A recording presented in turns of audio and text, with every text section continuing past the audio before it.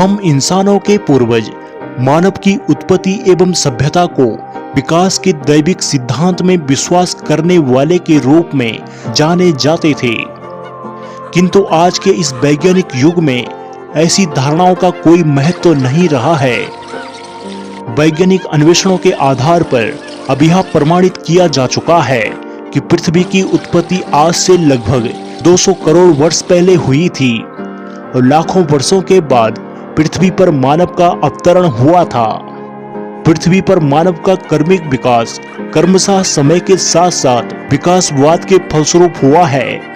यही मनुष्य की उत्पत्ति का विकासवादी सिद्धांत है। इस सिद्धांत के जनक चार्ल्स डार्विन को माना जाता है। आज तो हम सभ्यता की बहुत ऊंची मंजिल पर पहुंच गए हैं, किंतु इस मंजिल की सीढ़ियों का निर्माण आदि मानवों ने कई शताब्दियों पूर्व सुदूर अतीत में किया था। मानव सभ्यता एक सरिता की भांति विकास के मार्ग पर अग्रसर होती रही है। बहुत दिनों तक हमें मानव सभ्यता के इस विकास क्रम की कोई जानकारी नहीं थी, किंतु विगत 100 वर्षों के प्रयास से इस संबंध में हमें बहुत कुछ जानकारी हो चुकी है। प्रागैतिहासिक काल सभ्यता के क्रमबद्ध विकास के पूर्व मानव इतिहास को प्रागैतिहासिक काल कहा जाता है। इस काल में मनुष्य ने जिस सभ्यता का विकास किया उसे हम आदि काल की सभ्यता अथवा आदिम सभ्यता के नाम से जानते हैं। यद्यपि इस सभ्यता का काल निश्चित करना कठिन है, किंतु विद्वानों ने अपने अथक प्रयास से प्रागैतिहासिक काल के मानव जीवन की एक रूपरेखा प्रस्तुत करने की चेष्टा की है।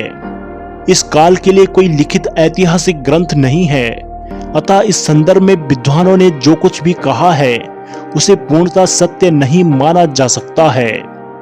फिर भी वैज्ञानिक अन्वेषण और विश्लेषण के आधार पर मानव की आदिम सभ्यता के मनोरंजक इतिहास का अध्ययन किया जा सकता है।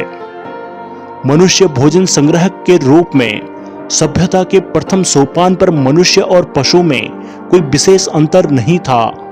दोनों लगभग एक तरह का जीवन व्यतीत करते थे, किंतु इनके बीच एक बहुत बड़ा अंतर था। ईश्वर ने मनुष्य को बुद्धि दी है, जिसका हम पशुओं में अभाव सा पाते हैं। इसी बुद्धि का सहारा लेकर मनुष्य कर्मिक रूप से आगे की ओर बढ़ता चला गया। आदि मानव को मौलिक रूप से भोजन संग्रहकर्ता के रूप में लिया जा सकता है। किसी भी युग में मनुष्य की पहली मौलिक आवश्यकता भोजन है। बिना खाए पिए कोई भी प्राणी जिंदा नहीं रह सकता। प्रारंभ में कृषि का आविष्कार नहीं हुआ था, अतः मनुष्य को जीवन जीने के लिए प्रकृति पर निर्भर रहना पड़ता था। वह जंगली कंदमूल, फल फूल तथा जानवरों का मांस खाकर अपना पेट भरता था। अतः इनकी खोज में एक जगह से दूसरी जगह भटकता फिरता था। सघन जंगलों में ही वह जीवन यापन करता था। वन्य वृक्षों के फल ही उसके भोजन हुआ करते थे। सघन झाड़ियां और गुफा ही उसके निवास स्थान थे। नदी एवं झरनों के जल से ही वह अपनी प्यास बुझाता था। आदि मानव का यही रूप था और उसके जीवन यापन के यह साधन थे। उसका सारा जीवन भोजन की खोज में ही समाप्त हो जाता था। प्रारंभ में मनुष्य को प्राकृतिक प्रकोपों और जंगली जानवरों के साथ हमेशा संघर्ष करना पड़ता था।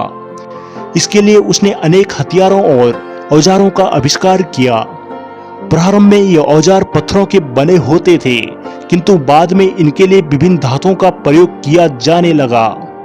इन अस्त्र शस्त्रों के आधार पर आदि मानव के प्रागैतिहासिक युग को विद्वानों ने 3 चरणों में विभक्त किया है: पूर्व पाषाण युग, नव पाषाण युग और धातु युग। पूर्व पाषाण युग सामान्यतः 50,000 ईसा पूर्व से लेकर 10,000 ईसा पूर्व तक के काल को पूर्व पाषाण युग माना जाता है। खुदाई में प्राप्त सामग्री से पता चलता है कि इस काल में निएंडरथैलेंसिस और हाइडेलबर्गेंसिस आदि मानव रहते थे।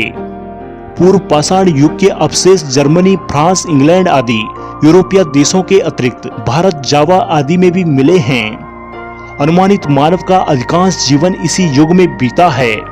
आजीविका एवं आवश्यकताएं: पूर्व पाषाण युग का मनुष्य पूर्णतः बर्बर तथा जंगली था।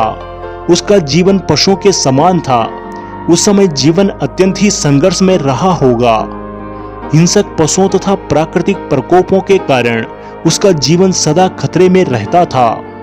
भोजन प्राण रक्षा के लिए भोजन अत्यंत आवश्यक होता है। उन दिनों मनुष्य की आजीविका का कोई स्थिर आधार नहीं था। कृषि अथवा पशुपालन की उन्हें जानकारी नहीं थी, अतः लोग कंदमूल खाकर अथवा जंगली जानवरों के मांस से अपना पेट भरते थे। मांस को लोग कच्चा अथवा पकाकर खाते थे। संक्षेप में यह कहा जा सकता है कि पूर्ण पाषाण युग के मनुष्य असभ्य एवं बर्बर थे। कृषि, पशुपालन अथवा एक स्थान पर रहना वे नहीं जानते थे। शिक्षा, साहित्य, कला, कौशल, धर्म आदि से उन्हें दूर तक भी कोई लगाव नहीं था। फिर भी यह तो स्वीकार करना ही पड़ेगा कि मनुष्य के रूप में सर्वप्रथम प्रकृति के विरुद्ध इन्हीं लोगों ने संघर्ष प्रारंभ किया होगा, जो आज भी चल रहा है। हेलो दोस्तों, अगर आपको यह वीडियो पसंद आई हो तो कृपया हमारे चैनल को सब्सक्राइब जरूर करें व हमारी वीडियो को लाइक व शेयर करें।